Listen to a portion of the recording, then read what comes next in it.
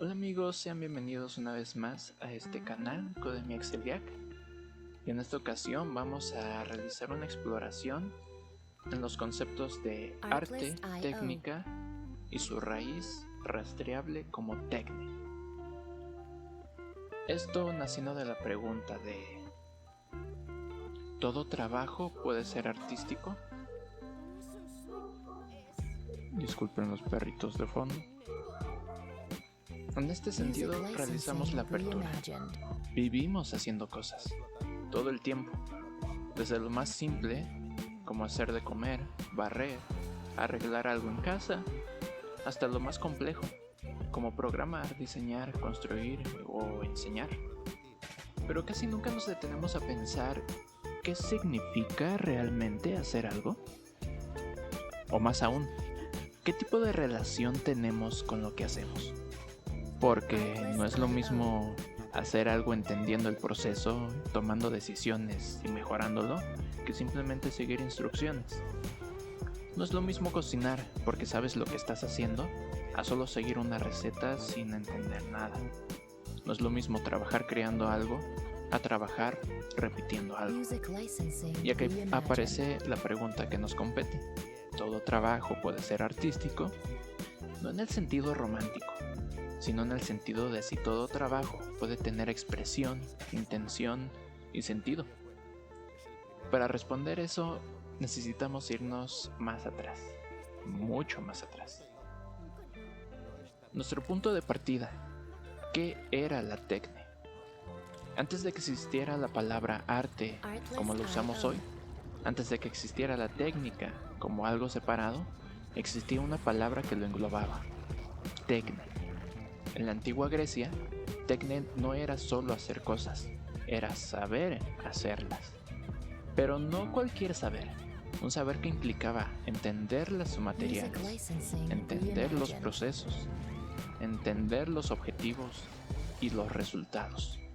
Por ejemplo, un carpintero no solo cortaba madera, sabía qué madera usar, cómo tratarla, para qué servía y cuánto iba a durar. Es decir, pensaba lo que hacía mientras lo hacía. Como decía Aristóteles, la tecne es una disposición racional orientada a la producción. O sea, hacer, pero con sentido. Y aquí está lo importante. La técnica no estaba separada de la vida. No era algo especial. Era parte de lo cotidiano. ¿Cómo funcionaba la tecne en esta sociedad? La tecne estaba integrada a la sociedad. No había una división clara entre un trabajador, un artista o un técnico. Todo formaba parte de lo mismo. Un ejemplo sencillo sería un alfarero en su creación de vasijas, pero vasijas que no eran solo objetos, sino que servían para comer, para rituales o para almacenar. Es decir, su trabajo tenía tanto un impacto material, porque resolvía necesidades, como un impacto simbólico, porque tenía significado cultural. Y además, ese alfarero dominaba todo el proceso. Eso es un punto clave, porque ahí aparece algo que después vamos a perder: control sobre lo que haces, comprensión del proceso completo y posibilidad de mejorar con experiencia, lo que nosotros llamamos horas vuelo. Damos paso a la Edad Media, cuando el hacer se organiza. Con el paso del tiempo, la sociedad cambia. Crecen las ciudades, aumenta el comercio y necesita un orden para funcionar. Y entonces aparecen los gremios. Aquí la tecne no desaparece, pero se organiza. Surgen conceptos como ars y officium, que se traduce como oficio. Ahora el saber hacer se regula, se enseña formalmente y se controla. Por ejemplo, si querías ser herrero, no bastaba con saber golpear metal. Tenías que pasar por un proceso de aprendiz, oficial y maestro. Eso tiene dos efectos en la sociedad. Primeramente, en el aspecto material, mejora la calidad y estabilidad de ese trabajo concreto. Y en un estado simbólico, el oficio se vuelve identidad. Ahora, tú eres parte de un gremio con reputación. Y esa reputación importa. Pero también empieza algo importante: limitaciones en la innovación y control sobre quién puede hacer qué. Y eso separa el siguiente cambio. Con el Renacimiento nace la autoría. Aquí ocurre algo clave, ya que la sociedad cambia otra vez. Más comercio, más riqueza y más círculos de ideas. Aparece una nueva figura conocida como el creador individual, el artista.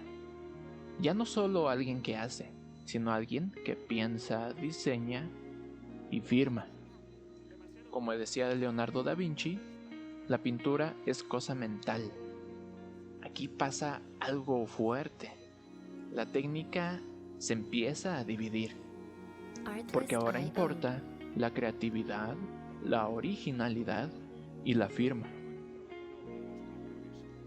Esto impacta de forma material a las obras, porque ahora son financiadas por élites, o lo que se denominó en la época como mecenas, patrones mecenas. Y en un estado simbólico nace la idea del genio. Y poco a poco el arte se empieza a separar del oficio. Esto da paso a la siguiente época, conocida como Ilustración, que separa para entender. La idea dominante en la Ilustración ahora es la razón. Todo se quiere ordenar, clasificar y sistematizar. Aquí la técnica cambia otra vez. Se convierte en técnica. Es decir, procedimientos, métodos y pasos repetibles claros. Mientras tanto, el arte se redefine.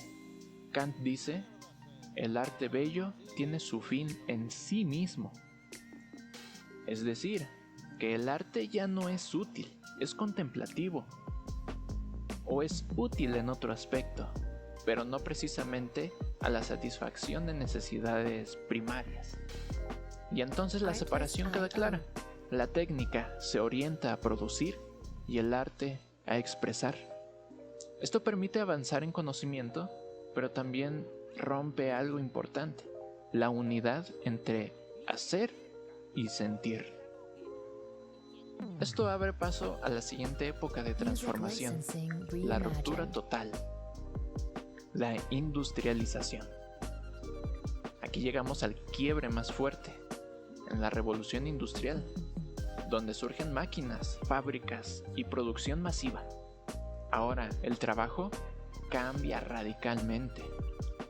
Tú ya no haces todo, haces una parte de todo el proceso de manufactura. Y eso es una mínima parte. Un ejemplo claro es que antes un zapatero hacía todo el zapato en proceso, y ahora alguien solo pega suelas todo el día. Y aquí aparece lo que Marx describe como: en el trabajo enajenado, el hombre se pierde a sí mismo. ¿Por qué pasa esto?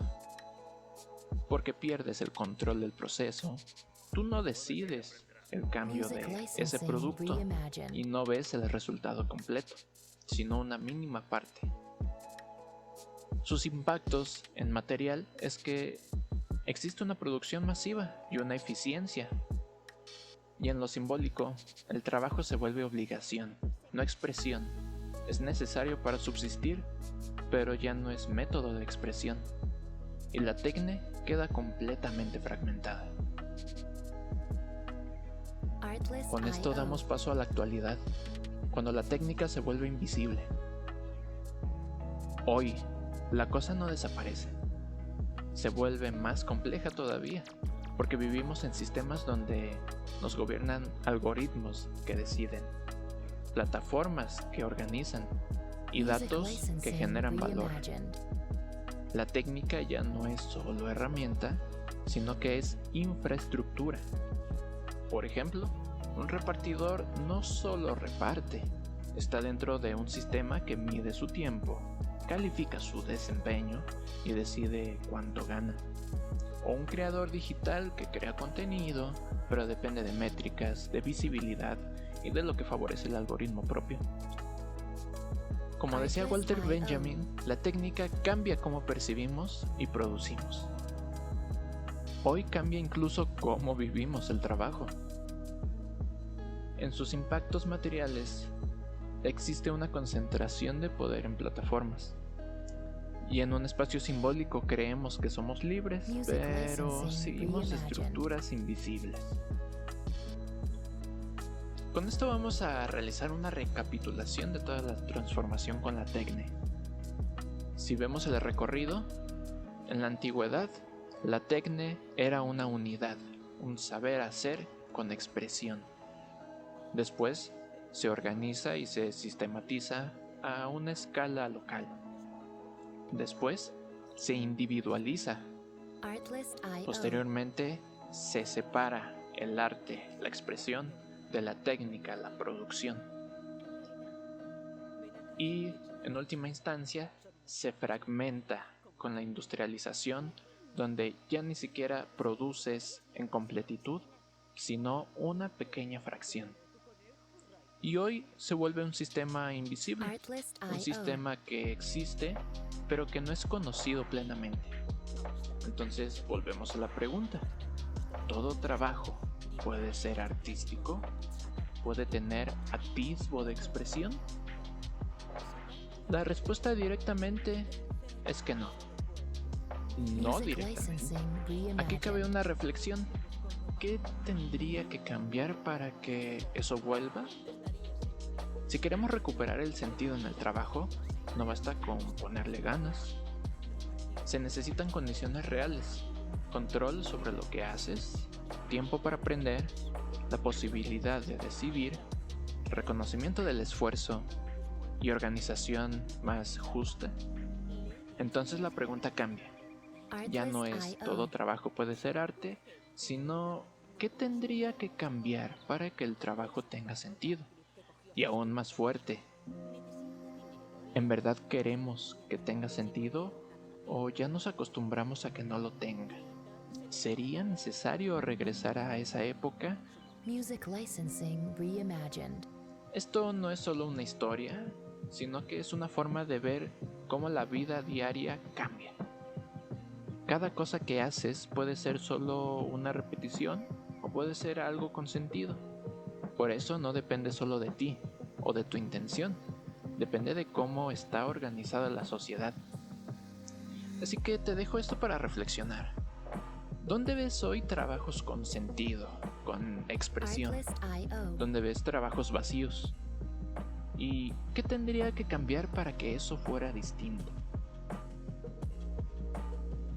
Con esto dejamos la reflexión abierta.